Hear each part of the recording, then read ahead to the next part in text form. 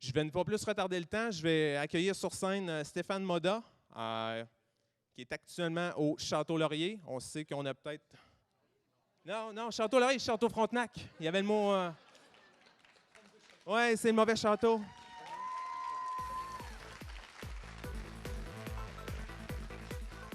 Micro marche-tu? Micro, un, deux. Un, deux. Un, deux, c'est bon? Ouais. Ah, cool. Ouais. Château Frontenac, en passant. C'est un petit peu plus loin par là-bas. Frappe. Ouais, c'est ça. Donc, c'est ça, t'es rendu, on a pu te voir dans Papier et Molécules. Ouais. Je pense qui était très intéressant, malheureusement, Ouais. qui n'est pas revenu. Qui n'est pas revenu pour une autre année, mais bon, on a eu du plaisir à faire ça, c'était cool. Ouais. Donc actuellement, tu as hérité... Des restaurants du château, ouais, c'est ça, exactement. Qu'est-ce qu'on peut s'attendre actuellement au niveau du château? Ben, il y a quelques changements qui ont été faits depuis le mois de janvier. Et puis, il y a des rénovations qui prennent le pas directement à partir du mois de juin jusqu'au mois de novembre. Et après ça, l'offre va être complètement réinventée. Là, puis le château va prendre un deuxième souffle. Avec l'arrivée du chef aussi qui est là-bas. Là. Baptiste, le nouveau chef exécutif qui est arrivé. Donc, on fait une belle équipe, c'est cool. Ça va être le fun. Et aujourd'hui, en termes de présentation, on s'attend à quoi? Là, on va faire la recette du coup de pouce ce matin. Non, on a... Non. Ce matin, ce que j'ai fait, c'est que avec mes nouvelles fonctions, le château, tout ça, je me suis dit, ouais, il faudrait qu'on fasse quelque chose un petit peu en lien. Moi, j'aime ça travailler avec des gens de chez Camellia, de Camellia Sinensis. Donc, je me suis dit, ouais, OK, le thé à l'anglaise, c'est le petit déjeuner. Puis en même temps, je me voyais mal vous proposer des travers de porc ce matin, quoi. Parce que il y a bien beau, il y a passion et passion, quoi, aussi. T'sais. Fait que, on va faire une espèce de bouchée comme un Ferrero, mais avec la notion du thé Earl Grey, quoi. On redéfinit le thé Earl Grey. Donc, nuage de lait avec de la crème de vent, tout ça, avec un chocolat. Donc, c'est vraiment un thé à l'anglaise. Là. Voilà. Parfait. Je pense qu'Alexis va monter sur scène tantôt. Oui, c'est ça. Alexis va venir. On va faire une espèce de pairing aussi. Donc, la bouchée avec le thé Earl Grey. Comme ça, on va pouvoir aussi voir un petit peu la différence puis voir où c'est qu'on s'en va avec ça. C'est parfait. Moi, je vais te laisser aller là-dessus. Ça marche. Excellent. C'est cool. Merci. Merci à toi.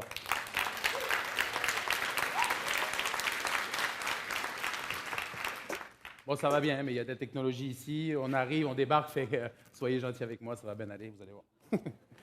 Fait que, on va préparer le glaçage en premier, c'est-à-dire on fait fondre chocolat dulcé, le nouveau chocolat de Valrhona, avec du beurre de cacao pour faire, après ça, l'enrobage de notre mousse de vent. Donc, beurre de cacao. Faut-tu que je vous donne les recettes en même temps? Non, c'est bon. Hein? Vous ne ferez pas, là. C'est bon. Et le chocolat dulcé, on met ça au bain-marie. Là, ça donne que c'est chaud, donc c'est parfait. On va le laisser fondre sur le coin. Hop! Voilà. Et après ça, on va préparer notre crème à l'intérieur, notre nuage de lait. Donc, on prend de la crème liquide, 35%, qu'on va faire chauffer. Hop. On a des écorces d'orange. Un petit peu de sucre, parce que sinon, ça prend du sucre et du gras, sinon c'est pas bon.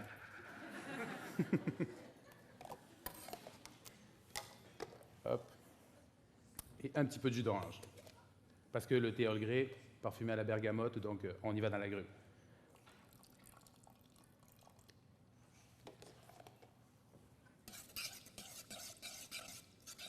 Puis normalement, là, ça devrait bouillir dans pas long.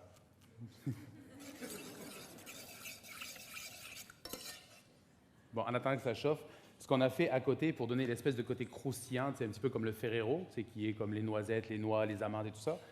On a fait une espèce de poudre avec, c'est sûr que, non, c'est ça, non, vous voyez pas.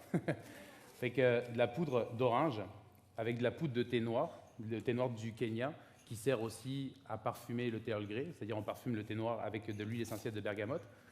On a fait une poudre pour pouvoir enrober après notre mousse de lait. Ici, où on a de la crème de vent. Donc là c'est chaud.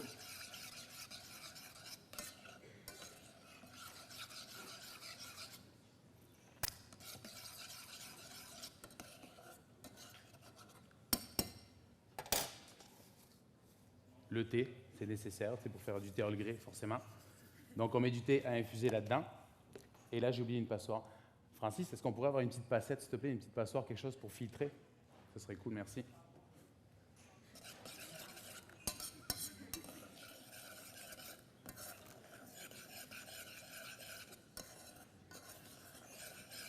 Donc là, on a notre infusion de base.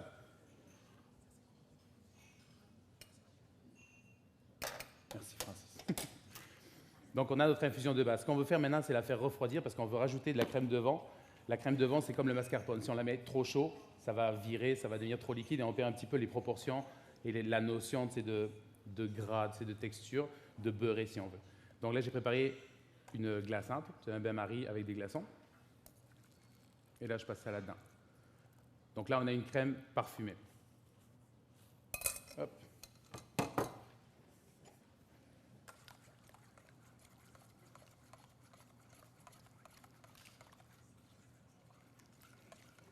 On va laisser refroidir un petit peu. À peu près, je vous dirais 45-50 degrés, mais vraiment pas bouillant parce que sinon on perd tout la crème de vent et puis ça ne sert plus à rien. Hop.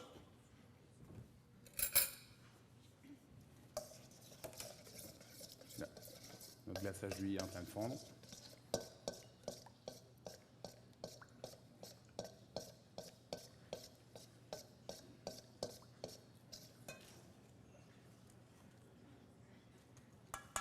Excusez-moi.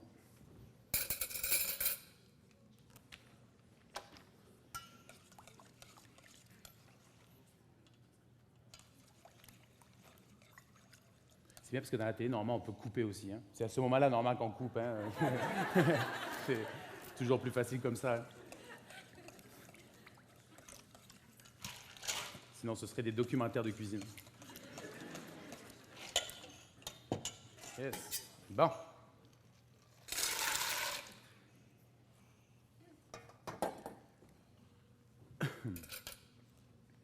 Donc là, on prend de la crème de vent, qui est la crème anglaise de base, là, pour manger avec les scones et tout ça.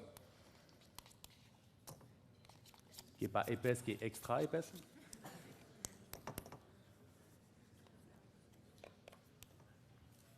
Hop. Et là, on va mettre notre mélange dessus.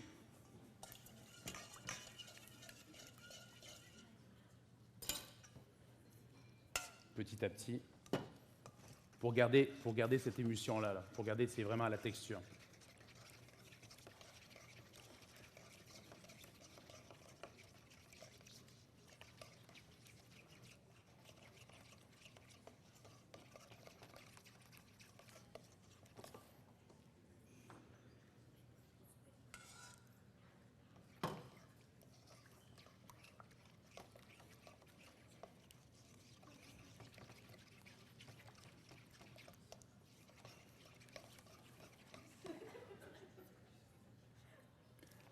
Donc, une fois que tout ça est fait, on a un mélange qui est froid.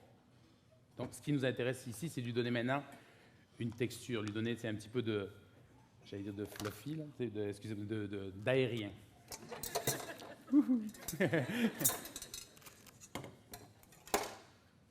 Donc, ce qu'on va faire, on prend ce mélange-là. Hop.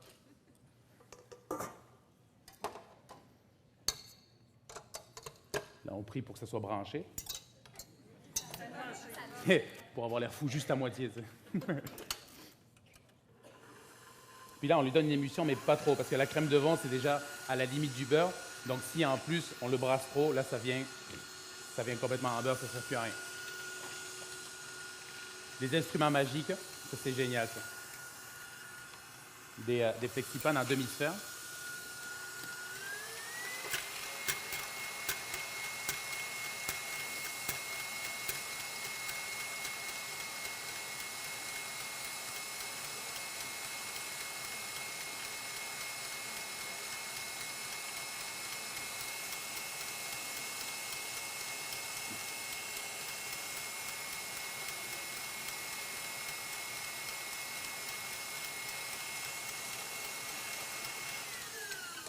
Yes.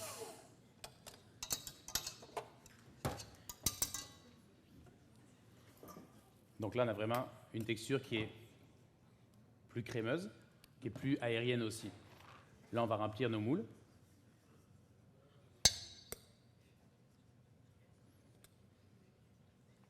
Je ne les ferai pas tous non plus, c'est pas le but de la chose. Et là, on remplit les demi-sphères. qu'on met au congélateur. Donc là, on a notre mousse de base. À la suite de ça, on les pique sur... C'est ça, elles n'auront pas resté suffisamment au congélateur. Hein. On va les piquer sur des bâtons. Ah bon, on va d'abord les rejoindre en deux, les piquer sur des bâtons, pour pouvoir les tremper dans notre chocolat. Ouais, ça là.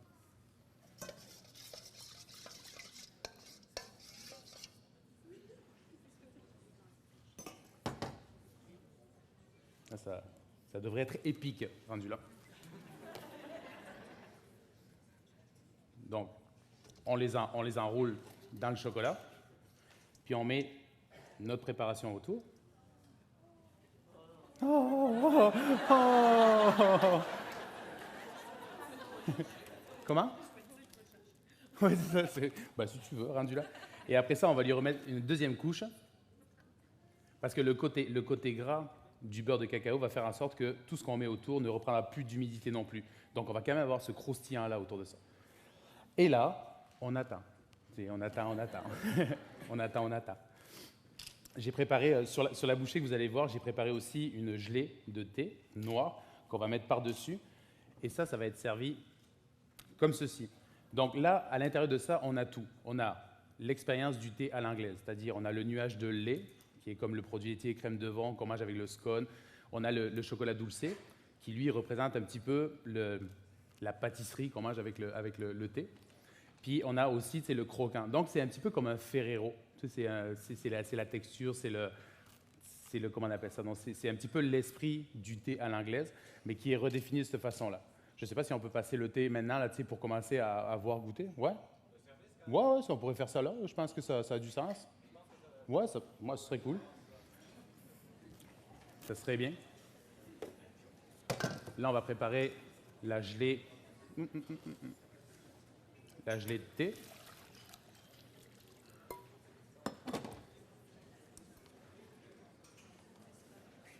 Parce que comme ça, vous pouvez vous mettre quelque chose dans la bouche en même temps. Oui, allez-y. Oui, on peut l'avoir de façon commerciale. Mais de la crème de vent, c'est de la crème anglaise, Devonshire. Donc, c'est de la crème anglaise. On peut en avoir, je pense, dans les épiceries, genre épicerie européenne. On peut en avoir dans les épiceries un petit peu plus spécialisées. Je sais que j'en ai déjà trouvé, moi, dans les épiceries conventionnelles. C'est des IGA, des sources, des IGA un petit peu plus extra, tout ça. Chez moi, ça? Chez moi, ça. OK, c'est bon. Mais c'est une super belle crème là, qui se garde aussi longtemps. Mais il y a une texture qui n'est pas la crème fraîche. Elle est quand même assez fluide aussi, mais elle se tient. C'est pas du mascarpone, c'est de la crème de vent. Fait que là, pour préparer l'infusion, je prépare de l'eau que je fais bouillir.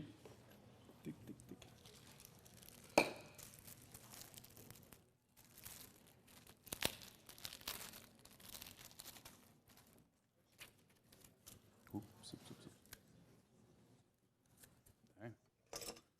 On va bricoler. Je mets des feuilles de gélatine à tremper. Hop.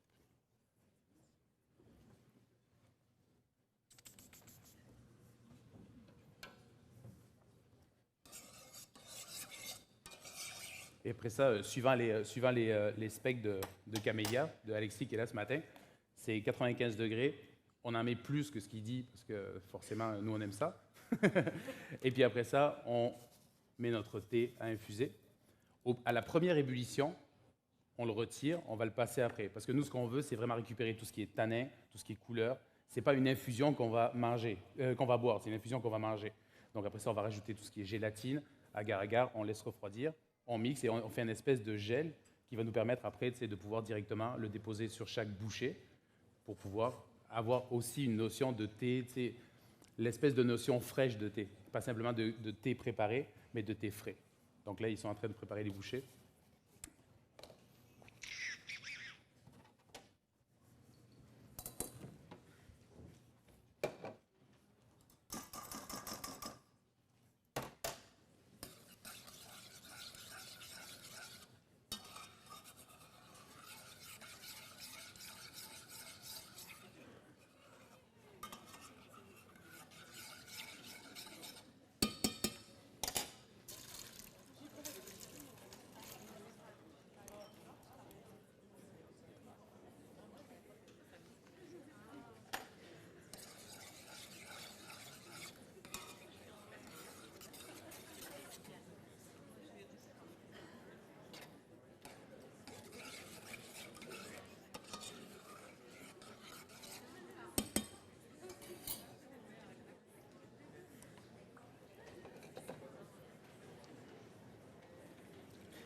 Voici.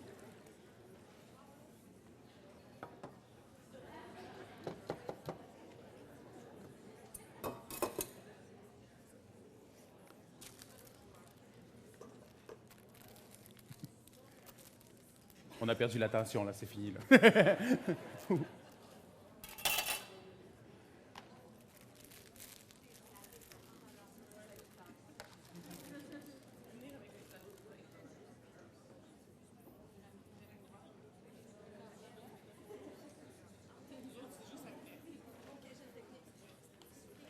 Je ne sais pas si Alexis pourrait venir nous parler du thé, par exemple. Claria. Est-ce que Alexis est là? Bon, mais... Ouais, tu veux aller? Non, mais... Ouais.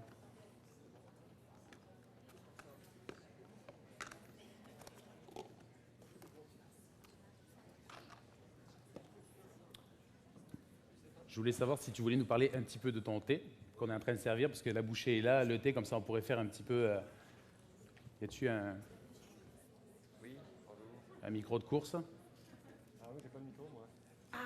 Je te prête le mien? Si je parle très, si on Pas parle comme très ça? près, oui, comme ça. On est très... Ouais, comme ça. On s'aime beaucoup. Bonjour. C'est super pratique. Et juste en passant, c'est quelque chose qu'on a développé avec Alexis. Donc, tu sais, comme je vous disais, moi, je trouve ça important aussi de collaborer avec des gens qui ont la même passion que nous autres. Puis Alexis et Camélia sont vraiment dans le giron là, tu sais, de ce qu'on fait. Puis on a vraiment eu du plaisir. On s'est échangé beaucoup de emails, on s'est échangé des photos, puis tout ça. Ah ouais, moi j'ai eu le droit à de magnifiques clichés. C'est ça. Il n'a pas goûté, mais par exemple, tu sais, il n'a pas eu le choix. J'ai là. aucune idée. Fait que si tu veux nous parler un petit peu du thé là, tu sais, qu'on boit en même temps, tu sais, l'espèce de pairing là, tu sais, qu'on a Ouais. décidé de faire. Donc, si jamais j'ai pas tout dit. Donc c'est ça. Donc on est parti. Bon, au début, Stéphane m'a dit... On fait quelque chose. Oui, on fait un truc, OK. Le thé à l'anglaise, tout ça. Ouh, OK, super. Alors, je vais faire une bouchée qui regroupe tout ça. Donc, au début, je lui ai dit, un bon thé noir, là, bien costaud. Là, ouais. Puis là, Stéphane me dit, ah oui, le Earl Grey. Ça, le Earl Grey, c'est vraiment... Parce qu'en passant, c'est j'en ai classique. bu chez eux, puis il est très bon. Donc pour moi, c'était... C'est vrai qu'on a un excellent Earl Grey, mais je me suis dit, non, le Earl Grey, c'est pas pur, le Earl Grey, parce que c'est aromatisé. En fait, le Earl Grey, c'est un grand classique. C'est un thé noir avec de l'arôme de bergamote. Donc, c'est un agrume. C'est magnifique, c'est super expressif. Et moi, je l'aime beaucoup. Mais je me disais, non, on veut quelque chose de pur, on veut vraiment un thé noir. Puis finalement, Stéphane m'a convaincu. Parce que quand il est arrivé avec son idée de faire un Earl Grey dans une bouchée, j'ai dit, OK, t'as gagné, c'est bon, on va faire le Earl Grey. Moi, je veux voir ça. T'sais. Donc, c'est le Earl Grey Moda que vous allez manger, mais vous allez goûter le Earl Grey classique, dans les verres. Donc, c'est une base de thé noir de l'Assam. C'est une fameuse région indienne là, dans le nord-est de l'Inde. On y fait du thé noir là, bien plein, bien goûteux depuis toujours. Et puis, c'est la base classique pour faire l'aromatisation qui porte ce nom-là, Earl Grey, qui est donc un ajout d'essence de bergamote. C'est de la bergamote italienne. Tout est en bio dans celui-ci. C'est fait avec soin par un producteur avec qui on fait affaire depuis des années. Donc, lui a sélectionné le thé, la bergamote, nous a fait des propositions pour arriver à ce Earl Grey-là qui est vraiment hyper expressif. Là. Donc, c'est sûr, il y a du Earl Grey de toutes sortes sur le marché. Vous pouvez trouver un sachet facilement dans la toute bonne épicerie au coin de la rue. Et même dépanneur, je pense. Et même dépanneur, oui, parce que c'est très répandu. Mais vous me direz ce que vous pensez de celui-là. Moi, j'en suis particulièrement satisfait. Donc, Il est très, très bon. c'est un classique, mais un classique dans toute sa splendeur, si on peut dire. Voilà. Merci beaucoup, Alexis. Donc, des commentaires, est-ce que, pour ceux qui ont goûté, parce que je pense qu'on n'est pas rendu, là, qu'est-ce que vous en pensez? C'est le... Ouais? Le thé, c'est bon, hein, ça... Mhm. OK. Sur Saint-Joseph. Ouais, c'est ça, Super sur facile. Saint-Joseph. Super facile. Moi, je prends 1% des ventes, fait que, en même temps, chacun son truc. C'est 1 kilo minimum par personne. Excellent. Ça. Fait que voilà, c'est là que s'achève, hélas, la démonstration. Et merci beaucoup d'être là. Comme je disais tout à l'heure, c'est... merci. Merci.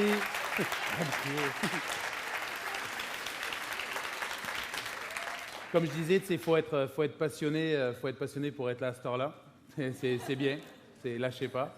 Et puis, merci beaucoup. Puis, à la prochaine ou au détour. On est juste au bout de la rue là-bas. Là. C'est la grande bâtisse avec le toit vert, si ça vous tente. Merci beaucoup. Merci. Merci. Merci, Alexis. Je t'écoute. Ah, j'ai un petit cadeau pour une lance de petits produits de nos commanditaires sur les écrans. Je me demandais juste une petite question par rapport au Château Frontenac. Oui. Concernant, au niveau des restaurants, on va en avoir combien au niveau, puis c'est quoi la tangente qui va être prise? Tu sais, comme... Il y aura 3 restaurants à la fête des rénovations, donc 3 offres qui seront bien distinctes, mais avec une philosophie qui va être bien sûr une ligne directrice. Après ça, les travaux commencent, comme je te disais, à la fin du mois de juin, pour réouvrir après ça au mois de novembre. Et puis, on vous attend là. La tangente qui va être prise, on va travailler, on est encore sur les concepts, tout ça, mais on a vraiment, nous, un fil directeur qui fait qu'on ne peut pas vous en parler aujourd'hui. Sinon, on va être obligé de vous enfermer là, puis tous vous tuer. Ça va être délicat. Dans le fond, j'entendais dire que peut-être qu'on souhaite, avec la nouvelle tangente, est-ce qu'on souhaite rejoindre des clientèles plus jeunes, on souhaite rejoindre les foodies directement? Oui, bien sûr. Puis tu sais, c'est sûr que c'est la clientèle visée parce qu'on est comme ça aussi. Tu vois comment, on ne se connaît pas beaucoup, mais tu vois comment je suis. L'équipe aussi qui vient de rentrer, la nouvelle équipe, directeur de la restauration, le nouveau chef exécutif, ils sont là. Faites bye-bye, les gars. C'est bon. On est une jeune équipe dynamique, on veut aussi changer, faire avancer les choses. Donc c'est sûr qu'on va prendre cette tangente un petit peu là, plus jeune, là, plus dynamique. Là. On a bien hâte d'essayer ça. Yes, merci beaucoup. Merci à toi. Merci beaucoup.